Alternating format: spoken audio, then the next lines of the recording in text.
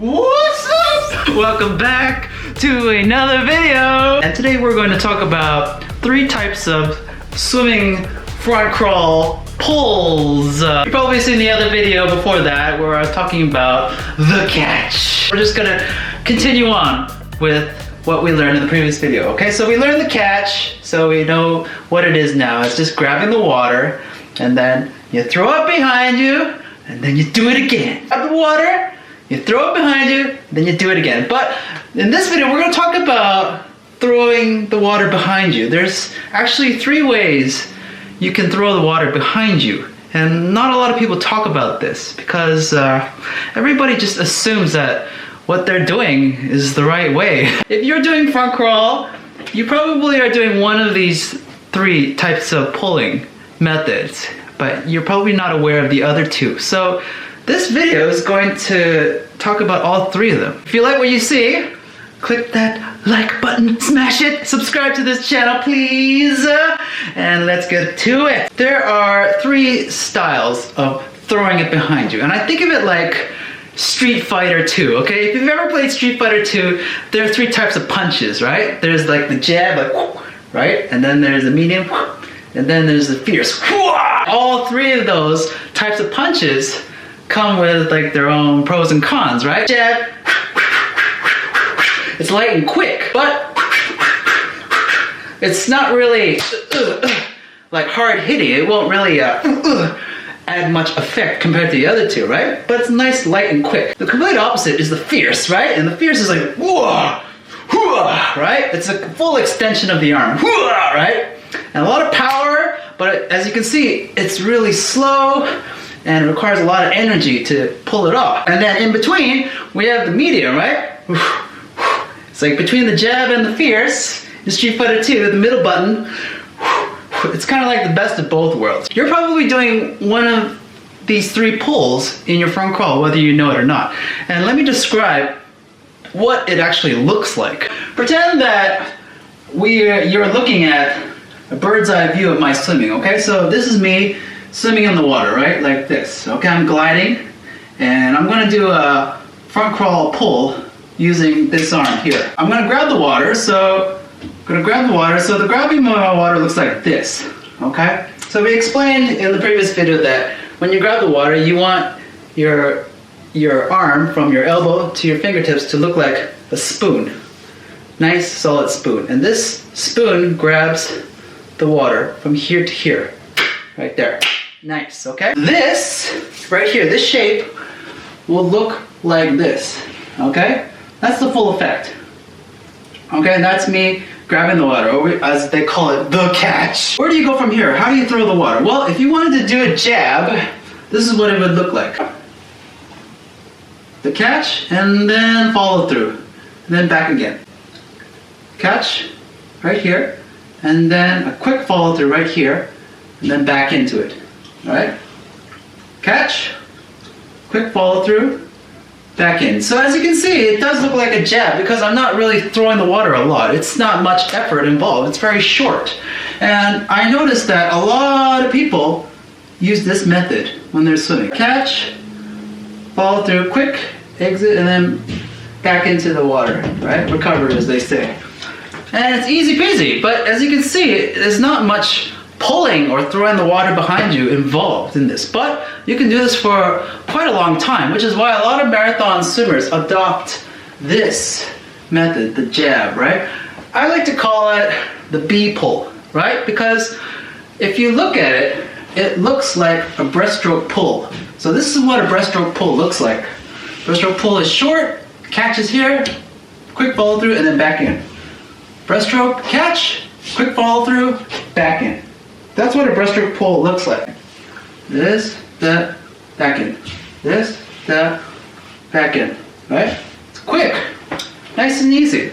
And anybody can do this pretty much. It's very easy to pull off. But you're not gonna really travel really far, great distances, using this kind of stroke. And you're not really gonna get a good workout, okay? So this is why I teach the fierce, or what I call the S pull. Like everybody knows the S pull. So why do they call it an S pull? Well, because people say that when you're pulling with your arm and you're doing the entire length, it looks like an S. So basically they're saying the S pull looks like the shape of an S, like this, like that.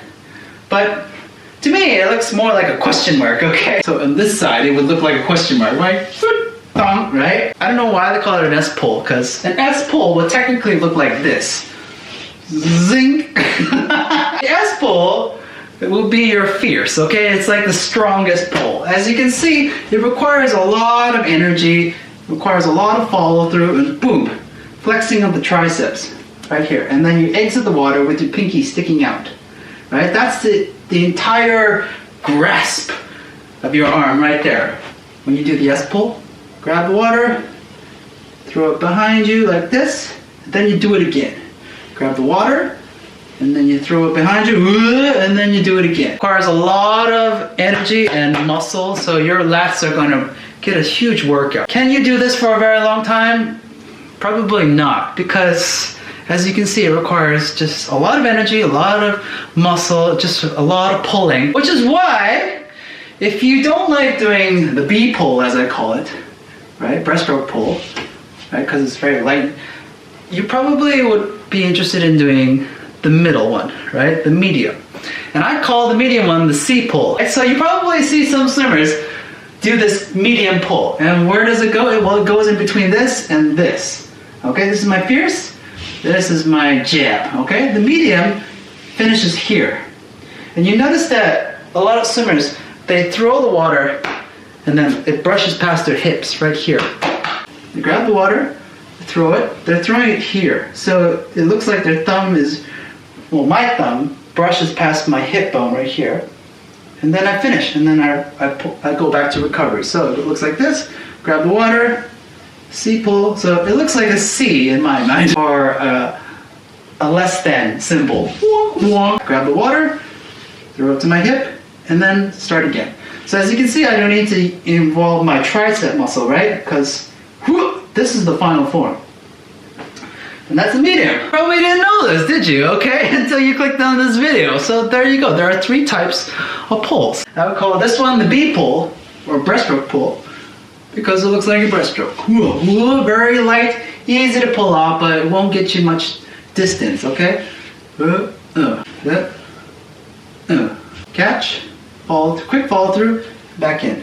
Catch, quick follow through, back in. The C pull, the one in the middle, looks like this. Catch and throw it into your hips.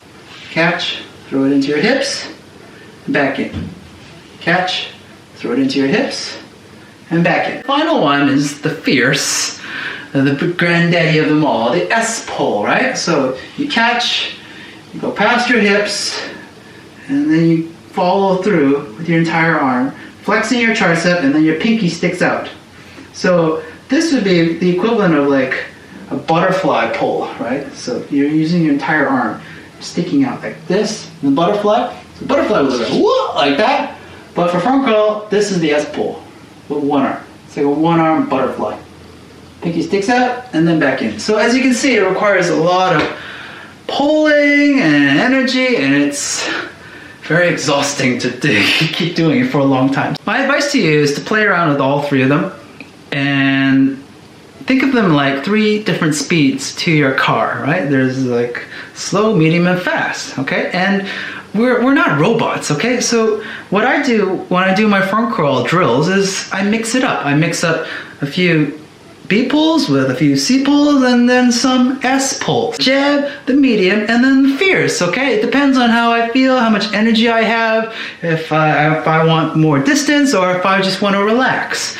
And this is something that most swimmers don't really know, because when they get tired, they just grab the wall and they take a break because they've been sticking to one style of pulling, right? Whether it's S pull or the medium, right, pull, right? And then they don't know that they can add a different tool to their arsenal and keep going and keep going. Or you can just switch it up to breaststroke if you're tired, which I do a lot. You know, I get tired of swinging my head side to side, and you probably will too when you're doing front crawl. It's tedious. I want to look forward, so breaststroke is the alternative. If this video was helpful to you, please smash, punch, fierce that like button, subscribe to this YouTube channel, baby, and stay tuned for more videos coming from me, Justin, okay? And if you really want to know how to swim, if you don't want to make any more excuses and you want to cut through all this YouTube bullshit crap by clicking more and more swimming videos, which will get you nowhere, in my opinion, I've got an online course for you. It's called 7daswim.co. Click the link down below. Sign up for some online swimming lessons provided by me, Justin, your swim instructor, and join our Facebook group that's totally free. And I'll give you free feedback if you have questions or if you post clips of your swimming, which you should be doing. Take action. Do something. Get off your laptop. Get in the water, take my course at the same time, and boom! You've got a game plan, okay? Do it now. The weather's nice and sunny. It's time to get your beach bod out and about and get ready for the water this summer, okay? Let's all do it together, and I'll talk to you later, okay? Bye!